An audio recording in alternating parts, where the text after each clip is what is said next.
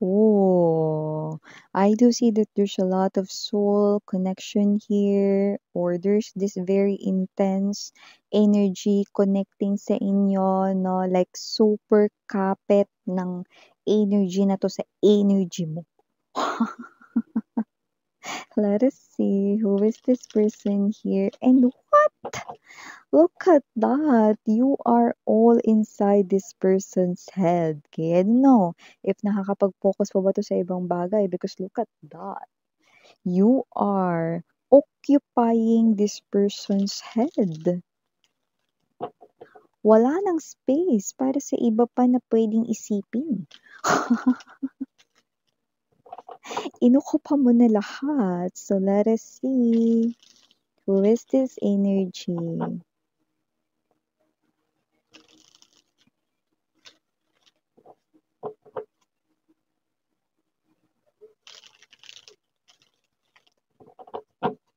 Okay, let's go ahead and check.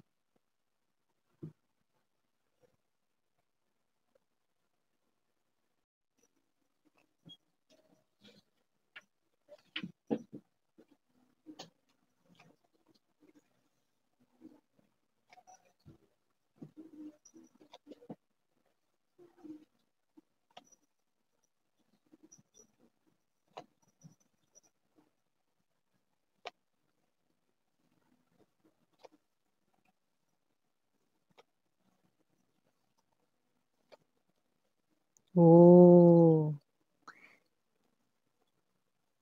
Bottom of the deck, Queen of Swords, Two of Swords, and the Empress energy.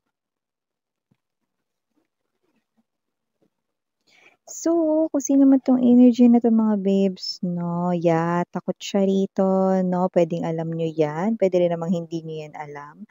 Pero yung iba puwedeng natutunugan niyo na takot siya rito sa mga multo, sa mga spirits, sa mga hindi nakikita, 'yan 'no, takot siya diyan.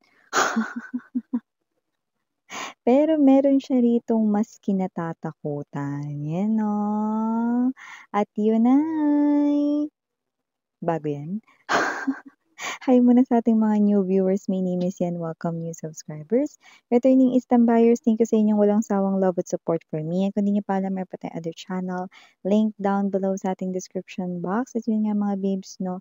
Lahat tayong gender dito sa babae, lalaki, LGBT, lahat tayo welcome. Pwede rin pong i-switch ang mga roles dahil possible talaga magkapalit-palit or magka-exchange dahil general reading ito. And at the end of the day, lahat ay may free will po na free mong gamitin anytime, where, no? Sa aking mga returning at pabalik-balik ng mga Eastern buyers, thank you sa inyong walang sawang love and support for me. At yun nga, timeless tayo dito, pwedeng nangyari na. Sa iba nangyayari na ngayon, sa iba ay mangyayari pa lang. Kaya naman, just take only what resonates, no? But here, I do see that this person is one. Some of you, you are currently connecting with this person. Ibig sabihin, nag-uusap kayo, may connection kayo, pwedeng kayo na, no? But I'm also picking up, no, that to some of you, this is your past lover right here. Yan. So, you clearly know this person here na takot siya rito, no, sa mga hindi nakikita, sa mga spirits, sa mga ghosts rito, 'no? So, may mga gano'n siyang klase ng energy. Whether this is the person you're currently connecting with or this could be the past lover ng iba naman sa inyo, 'no? Okay. This person here 'no, yeah, okay, hindi siya rito, um, nanonood talaga ng mga horror 'no or mga suspense na mga palabas 'no. Kung manood man siya niyan makikita mo na sumisigaw siya. Nagtatago siya either sa likod mo 'no or sa kung ano yung hawak niya, tatago siya, tinatakpan niya yung mata niya or pumipikit siya rito, nagre-react siya rito 'no. So, I do see that this person here 'no, is someone na takot siya sa mga ganyan, okey, at naniniwala siya na nag-e-exist yang mga yan, which is definitely true, okey. However, yes, takot nga siya sa mga yan pero mas takot siya rito na iwanan mo siya or na mawala ka rito 'no, na magsawa ka sa kanya, na umalis ka sa life niya, Five of Coins energy, yun ang pinaka kinatatakutan niya 'no, yung umalis ka ng hindi nagpapaalam. Chariot energy. Kung sino man 'tong person mo may trauma siya rito na puwedeng dati na rin siyang naiwan or iniwan rito ng person na minsan niyang minahal. So may gano'ng klase ng energy. Sabi ko nga sa inyo, yung iba sa inyo puwedeng new person ito, na-MU na kayo kahit hindi pa kayo pero magka-connect na kayo, nagkakaintindihan kayo, same feelings, mutual feelings, same emotions 'no. Or yung iba naman kayo na bago-bago pa lang 'no, so may ganyan siyang klase ng trauma.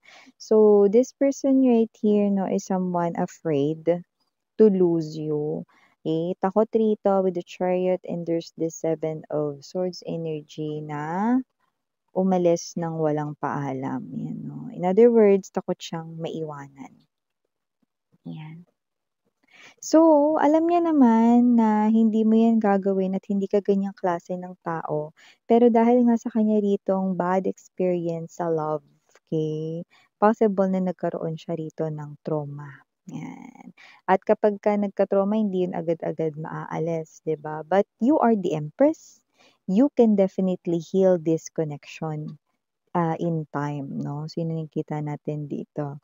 So I do see that this person right here 'no, very busy yung utak niya, yung brain niya rito talagang gumagana 'no, with this Knight of Swords energy, Four of Swords energy. Kahit yung tipong alam mo yun, ipapahinga niya na lang kasi pagod yung katawan niya sa trabahong ginawa niya all throughout the day, okay, or kung ano man yung mga activities na ginawa niya, baka sa work niya rin 'no and other things 'no.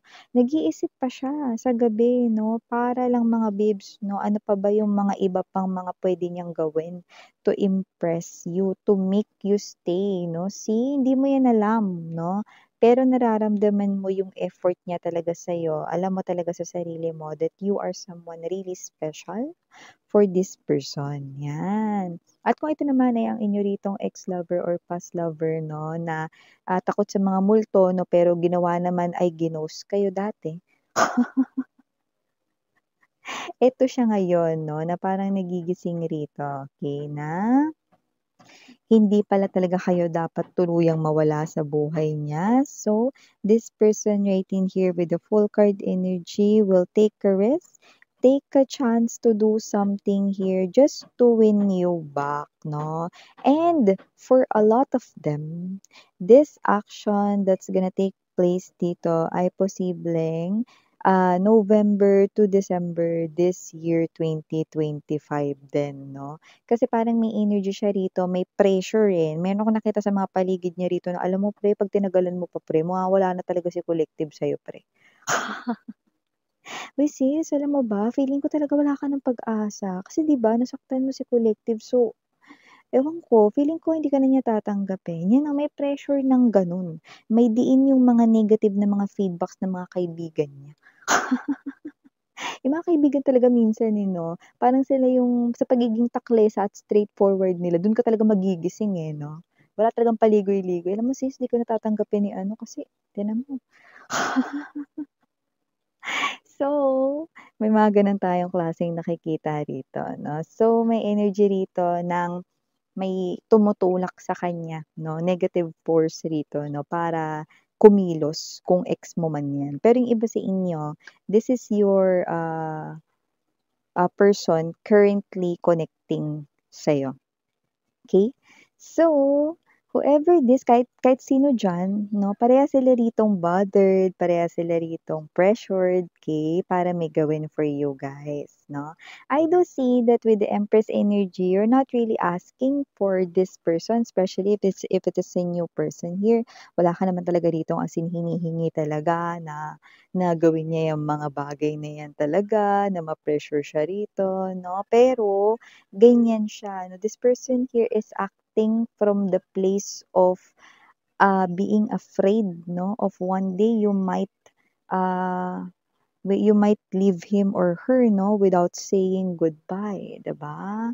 So, may energy siyang gano'n kasi gusto niya na rito talaga na makasama kayo na, look, this person here is seeing you as the Empress, meaning to say na wala siya ritong ibang nakikita na puwede siya rito na ibang magustuhan or ibang mahalin or ibang gustong i-level up yung connection 'no, kundi ikaw lamang 'no. So, because this new person found love sa'yo, gusto ka niyang i-treasure. So, parang siya 'to 'no, na parang nagpa-panic, nagagawa ko ba talaga ng maayos yung mga, pag-e-express ko ng love para kay collective, nabibigay ko ba lahat ng pangangailangan niya, baka may mga bagay na nadi-disappoint ko siya, ano ba yun, 'yan.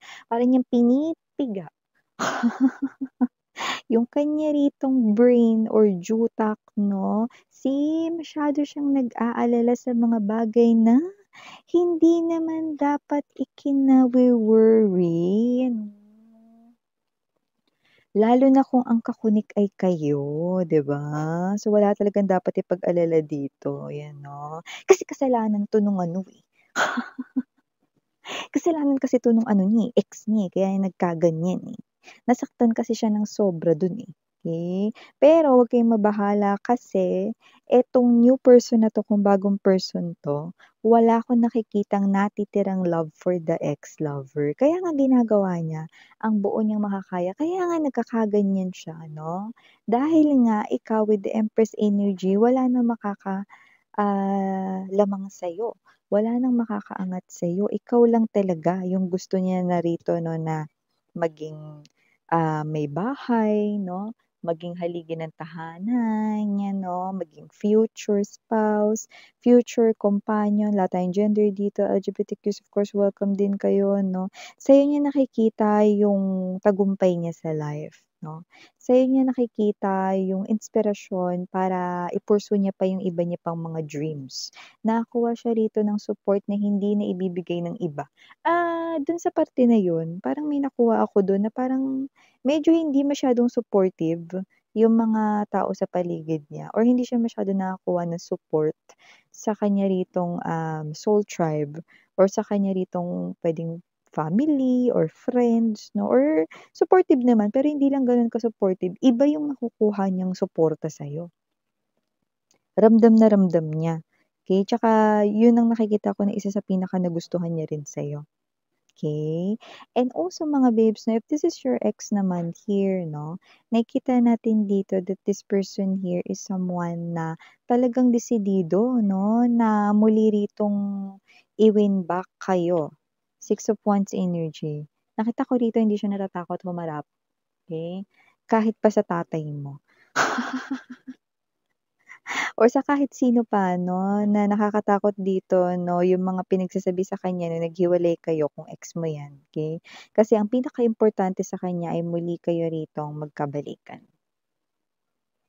Two of Cups energy, okey? Kaya wala na siyang pakialam dito kahit na sino pa rito yung parang mag-stand in the way, this person here do not really care, basta ang mahalaga sa kanya ay kayong dalawa, ang mabalik kayo sa buhay niya. So, parang kahit marami pa rito yung humindi, tumutol 'no, or, um, magkibit-balikat, magtaas kilay dito, go, ipu-pursue niya pa rin kayo rito, okey?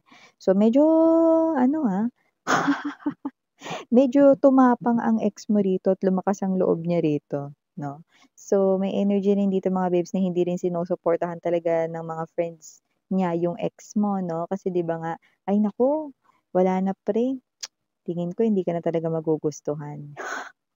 Mas marami yung ano, negative, eh, na nakukuha niya rito with the Seven of Swords energy kaysa yung suporta, eh, 'no, ng mga kaibigan. So, definitely, okey, I do see that whether this is the new person, this is the, past person ninyo 'no, this person ay nagtataglay ng parehas na energy ng ayaw ka nilang bitawan. They wanna hold on to you and I do see that they are giving the vibe of, "I will do everything, yeah, para hindi ka mawala sa buhay ko." 'Yan, yun yung energy nila.